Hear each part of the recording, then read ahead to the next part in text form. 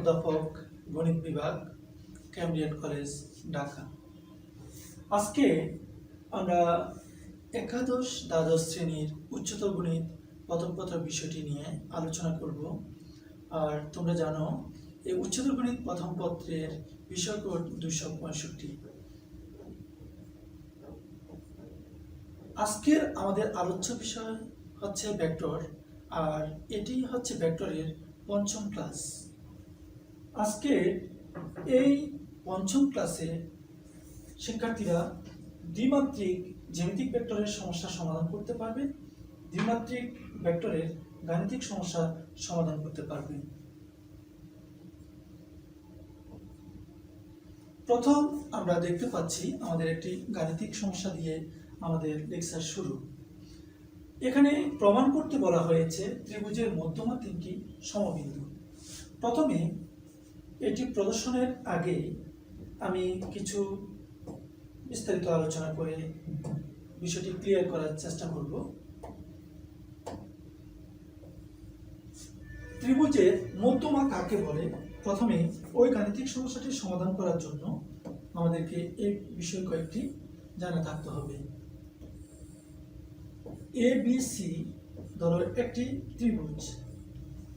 এখন আমরা এবিসি ত্রিভুজের মধ্যমা কিভাবে আঁকতে হয় সেটা দেখব। প্রথম আমি বিসি রেখার মধ্যবিন্দু বের করব। মধ্যবিন্দু বের করে বিপরীত শীর্ষবিন্দুর সাথে সেটি যোগ করে দেব, অর্থাৎ এভাবে যোগ করে দেব। তাহলে এই বিন্দুটিকে যদি আমি ডি বলি, আর এ কমা ডি যোগ করার পরে আমি এডি রেখা পাবো। এই এডি রেখাটি হবে এবিসি ত্রিভুজের একটি মধ্যমা। অনুরূপভাবে এসি রেখার মধ্যবিন্দু নির্ণয় করে সেটি বি বিন্দুর সাথে যোগ করে দেব।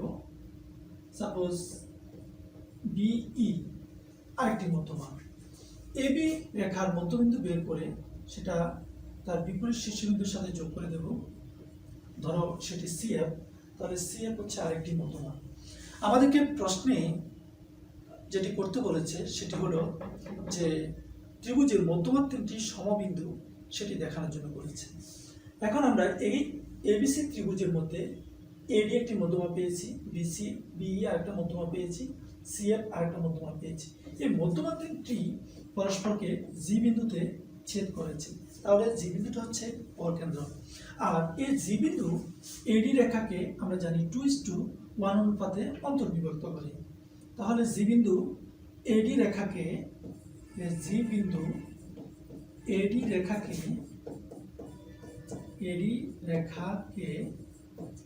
2:1 অনুপাতে কি করে? অন্তর্বিভক্ত করে।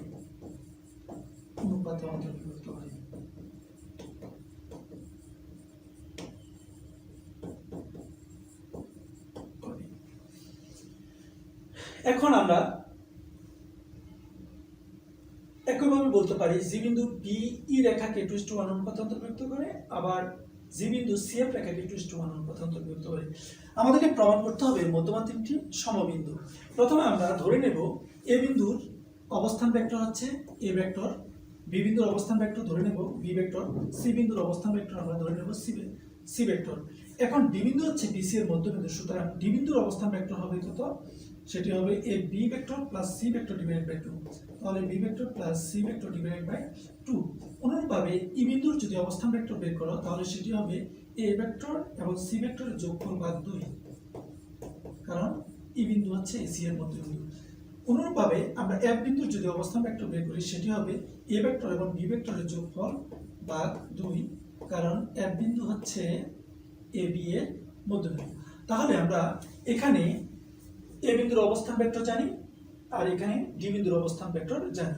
এখন জি বিন্দু এডি কে 2:1 অনুপাতে অন্তর্বিভক্ত করে, সুতরাং জি বিন্দুর যদি আমরা অবস্থান ভেক্টর বের করতে যাই, জি বিন্দুর অবস্থান ভেক্টর যদি বের করতে যাই সেটি কি হবে?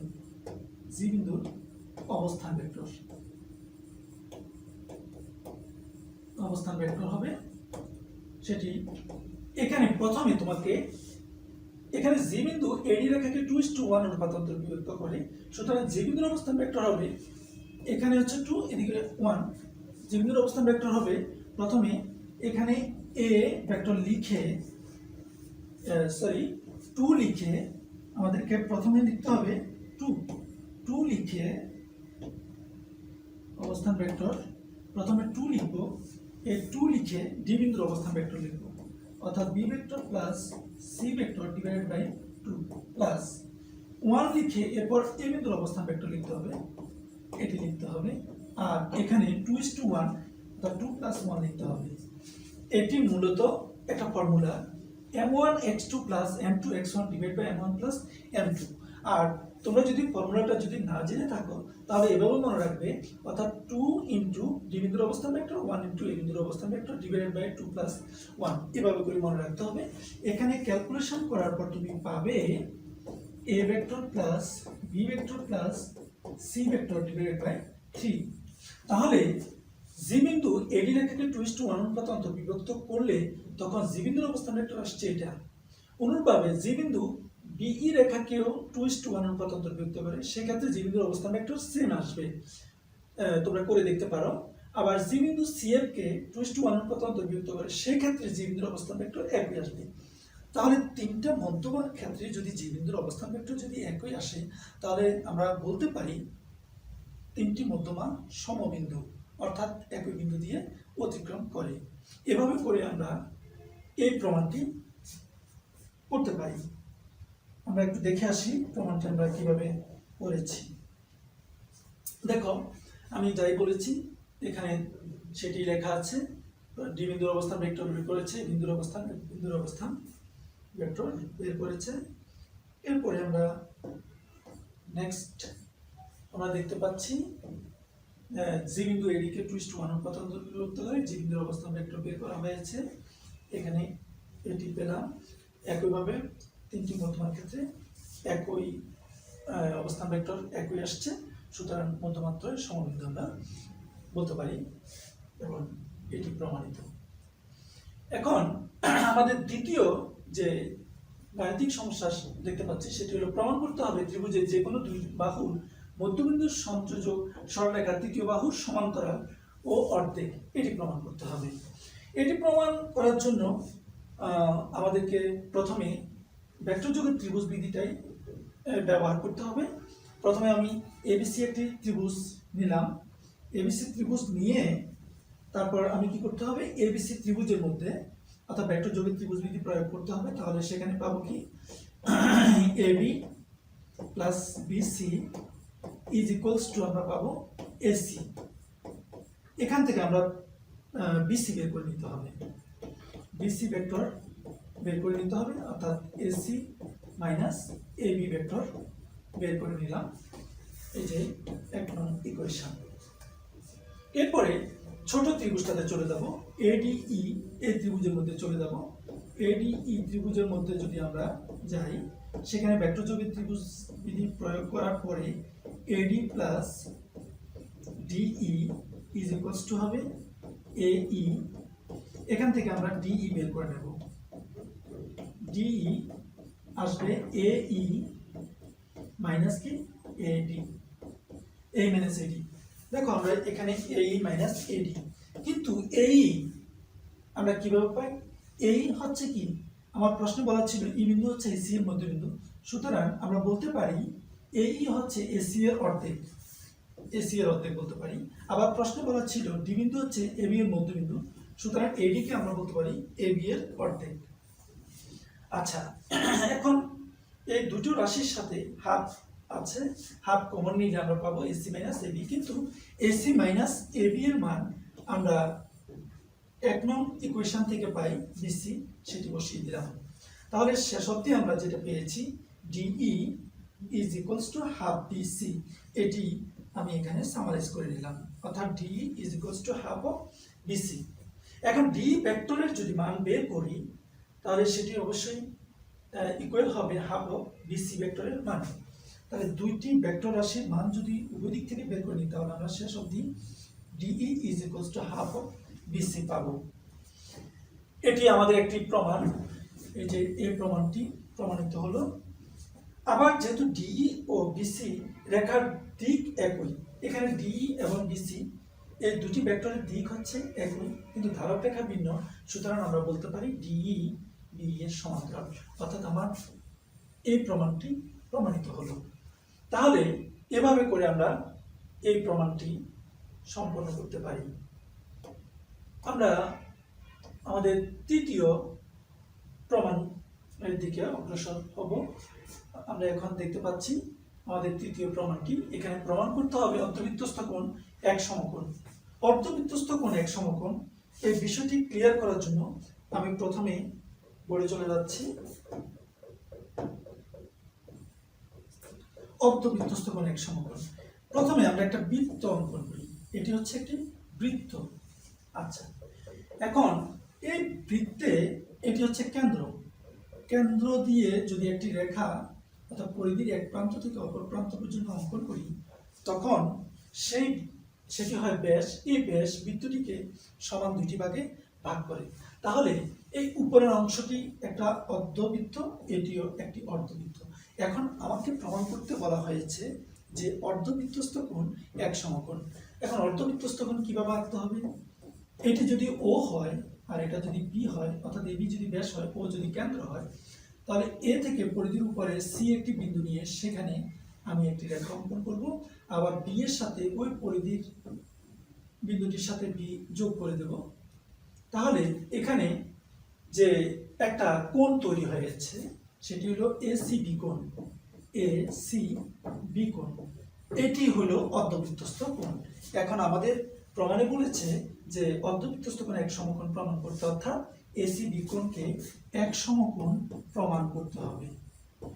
এক সমকোণ প্রমাণ করতে হবে। এটি প্রমাণ করার জন্য আমরা যেটি করতে হবে সেটি হলো প্রথমে ও কমা সি যোগ করে নেব, আর ও সি বরাবর একটি ভেক্টর বি ভেক্টর নেব, আর ও এ বরাবর একটি ভেক্টর নেব এ, আর ও বি বরাবর তাহলে যে ভেক্টরটি হবে সেটা মাইনাস এ হবে, কারণ দুটি ভেক্টর বিপরীতমুখী আর দুটি ব্যাসার্ধ, সো দুটির মান একই রাখতে হবে।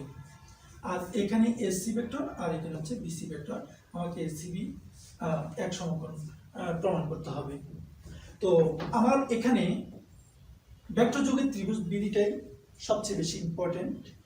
আমি প্রথমে ও এ সি এই ত্রিভুজে চলে যাব। ও এ সি এই ত্রিভুজ এ ভেক্টর যোগের যদি ত্রিভুজ বিধি প্রয়োগ করি তাহলে আমরা পাবো O A plus A C is equals to হবে O C. O A plus A C is equals to O C. আমার এখানে ও এ ভেক্টরের মান হচ্ছে small A vector plus A C is equals to O C ভেক্টরের মান হচ্ছে B vector. So A C vector is equals to হবে B vector minus A vector. এটি একটি ইকুয়েশন। আবার আমার সেকেন্ড যে অংশ দেখা যাচ্ছে সেখানে ভেক্টর যোগের ত্রিভুজ বিধি প্রয়োগ করব, অর্থাৎ ওবিসি ত্রিভুজে ওবিসি ত্রিভুজ এ আমরা ভেক্টর যোগের ত্রিভুজ বিধি প্রয়োগ করে পাবো OB plus BC is equals to OC. OC এখান থেকে বিসি ভেক্টরের মান, বিসি ভেক্টর সমান হবে OC minus OB vector. OC vector হলো বি ভেক্টর আর ওবি ভেক্টর হলো মাইনাস এ, তাহলে এটা আলটিমেটলি প্লাস এ হবে। এটাকে আমরা ইকুয়েশন 2 বলি। এখন এখানে এসি ভেক্টর পেয়েছি আর এখানে বিসি ভেক্টর পেয়েছি। এই এসি ভেক্টর এবং বিসি ভেক্টরের ডট প্রোডাক্ট বের করব। AC vector dot BC vector is equals to কি হবে, এখানে বি মাইনাস এ আর এখানে বি প্লাস এ, তাহলে এ প্লাস বি ইন্টু এ মাইনাস বি সূত্র যদি অ্যাপ্লাই করি এখানে আমরা পাবো B square minus A square. কিন্তু বি আর এ দুটি কিন্তু বৃত্তের ব্যাসার্ধ এখানে বোঝাচ্ছে, সো এ আর বি সমান, তাহলে আমরা A square minus A square বসানোর পরে শূন্য আসবে। কি পেলাম, AC vector dot BC vector A is equals to 0, অর্থাৎ এসি ভেক্টর ও বিসি ভেক্টর ডট প্রোডাক্ট পেয়েছি আমরা 0। আর যখন দুটি ভেক্টর রাশির ডট প্রোডাক্ট 0 আসে তখন আমরা বলতে পারি ওই দুটি ভেক্টর পরস্পরের উপর লম্ব। তাহলে প্রমাণিত হলো অর্ধবৃত্তস্থ কোণ এসি বি কোণ সমান 1 সমকোণ। এবার আমরা এটি স্লাইডে একটু দেখে নিই। এখানে এসি বের করে নেওয়া হয়েছে, এরপরে আমরা বিসি বের করে নিয়েছি, এরপরে দুটি ডট প্রোডাক্ট বের করেছি, শূন্য পেয়েছি, অতএব অর্ধবৃত্তস্থ কোণ 1 সমকোণ প্রমাণিত হলো। এখন আরেকটা প্রমাণ আমরা দেখি ওএসি ত্রিভুজে।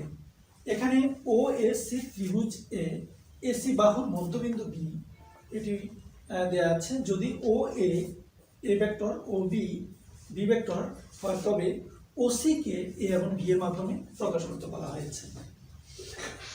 আমরা শুরু করতে পারি এভাবে। প্রথমে দেয়া আছে ও এসি ত্রিভুজে বি বিন্দু হচ্ছে এসি এর মধ্যবিন্দু, এটা লিখব। আর দেয়া আছে O A is equals to A vector আর O B is equals to B vector. প্রথম ও এ বি এই ত্রিভুজে ভেক্টর যোগের ত্রিভুজ বিধি ব্যবহার করে আমরা বি এ ভেক্টরের মান বের করে নেব।